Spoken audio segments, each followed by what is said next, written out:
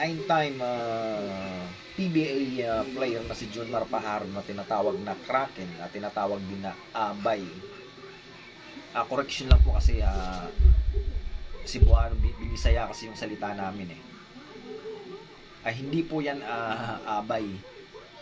Medyo mabilis po ang pagkaka-pronounce yan, kundi Abay. Abay po yan. Hindi po Abay kasi yung Abay pangkasal yun eh. Abay yan.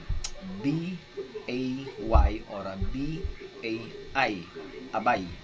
Parang sa Ilocano lang din na lakay.